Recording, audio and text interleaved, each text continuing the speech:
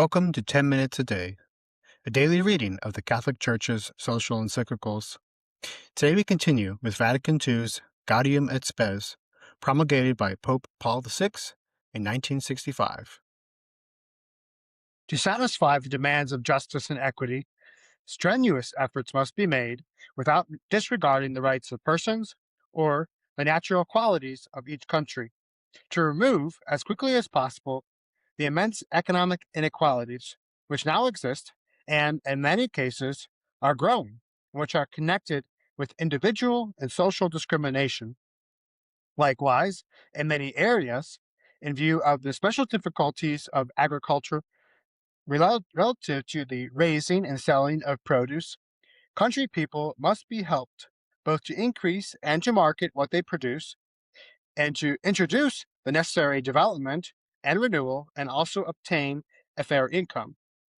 Otherwise, as too often happens, they will remain in the condition of the lower class citizens. Let farmers themselves, especially young ones, apply themselves to perfecting their professional skill, for without it, there can be no agricultural advance. Justice and equity likewise require that the mobility which is necessary in a developing economy be regulated in such a way as to keep the life of individuals and their families from becoming insecure and precarious. When workers come from another country or district and contribute to the economic advancement of a nation or region by their labor, all discrimination as regards wages and working conditions must be carefully avoided. All the people, moreover, above all the public authorities, must treat them not as mere tools of production, but as persons, and must help them to bring their families to live with them, and to provide themselves with a decent dwelling. They must also see to it that these workers are incorporated into the social life of the country or region that receives them. Employment opportunities, however, should be created in their own areas as far as possible. In economic affairs, which today are subject to change, as in the new forms of industrial society in which automation, for example, is advancing, care must be taken that sufficient and suitable work and the possibility of the appropriate technical and professional formation are furnished. The livelihood and the human dignity, especially of those who are in very difficult conditions because of illness or old age, must be guaranteed. Section 2. Certain principles governing socioeconomic life as a whole. Human labor, which is expended in the production and exchange of goods or in the performance of economic services, is superior to the other elements of economic life, for the latter have only the nature of tools. This labor, whether it is engaged in independently or hired by someone else, comes immediately from the person, who, as it were, stamps the things of nature with his seal and subdues them to his will. By his labor, a man ordinarily supports himself and his family, is joined to his fellow men and serves them, and can exercise genuine charity and be a partner in the work of bringing divine creation to perfection. Indeed, we hold that through labor offered to God, man is associated with the redemptive work of Jesus Christ, who conferred an eminent dignity on labor when at Nazareth he worked with his own hands. From this there follows, for every man, the duty of working faithfully, and also the right to work. It is the duty of society, moreover, according to the circumstances prevailing in it, and in keeping with its role, to help citizens to find sufficient employment.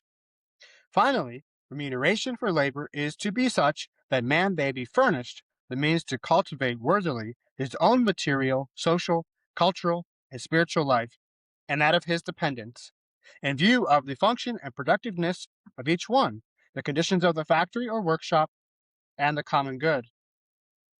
Since economic activity, for the most part, implies the associated work of human beings, any way of organizing and directing it may be detrimental to any working men and women, would be wrong and inhuman. It happens too often, however, even in our days, that workers are reduced to the level of being slaves to their own work. This is by no means justified by the so-called economic laws. The entire process of productive work, therefore, must be adapted to the needs of the person and to his way of life, above all to his domestic life, especially in respect to mothers of families, always with due regard for sex and age. The opportunity, moreover, should be granted to workers to unfold their abilities and personality through the performance of their work, applying their time and strength to their employment with a due sense of responsibility. They should also all enjoy sufficient rest and leisure to cultivate their familial, cultural, social, and religious life. They should also have the opportunity freely to develop the energies and potentialities which perhaps they cannot bring to much fruition in their professional work. In economic enterprises, it is persons who are joined together, that is, free and independent human beings created to the image of God.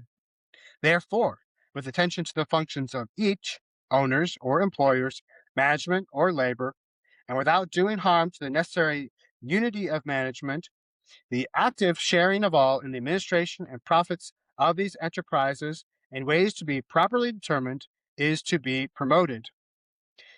Since more often, however, decisions concerning economic and social conditions on which the future lot of the workers and of their children depends are not made within the business itself, but by institutions on a higher level, the workers themselves should have a share also in determining these conditions in person or through freely elected delegates. Among the basic rights of the human person is to be numbered the right of freely founding unions for working people. These should be truly able to represent them and to contribute to the organizing of economic life in the right way. Included is the right of freely taking part in the activity of these unions without risk of reprisal. Through this orderly participation, joined to the progressive economic and social formation, all will grow day by day in the awareness of their own function and responsibility, and thus they will be brought to feel that they are comrades in the whole task of economic development and in the attainment of the universal common good according to their capacities and aptitudes. When, however, socio-economic disputes arise, efforts must be made to come to a peaceful settlement. Though recourse must always be had, first to a sincere dialogue between the parties, a strike, nevertheless, can remain, even in present-day circumstances, a necessary, though ultimate, aid for the defense of workers' own rights and the fulfillment of their just desires. As soon as possible, however, ways should be sought to resume negotiation and the discussion of reconciliation.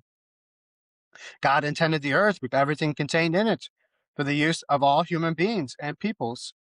Thus, under the leadership of justice and the company of charity, created goods should be in abundance for all in like manner.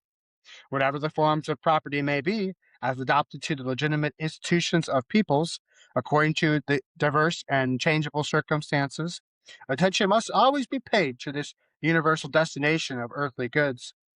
In using them, therefore, man should regard the external things that he legitimately possesses not only as his own, but also as common in the sense that they should be able to benefit not only him, but also others.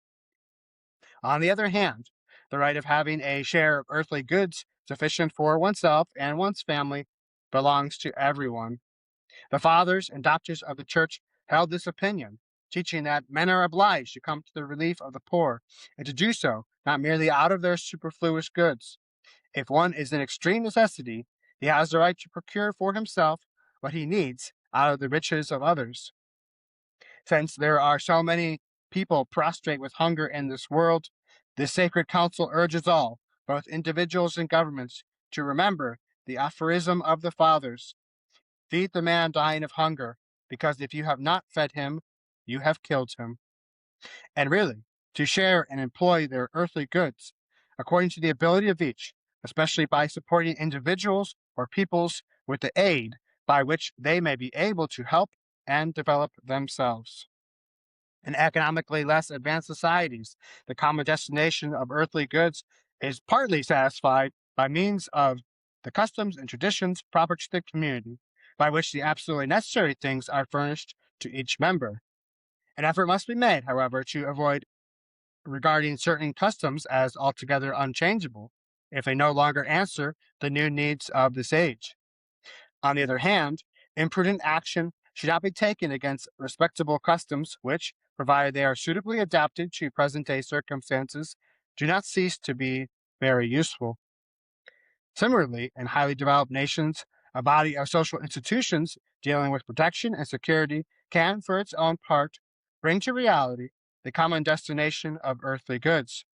Family and social services, especially those that provide for culture and education, should be further promoted. When all these things are being organized, diligence is necessary to prevent the citizens from being led into certain inactivity vis-a-vis society, or from rejecting the burden of taking up office, or from refusing to serve.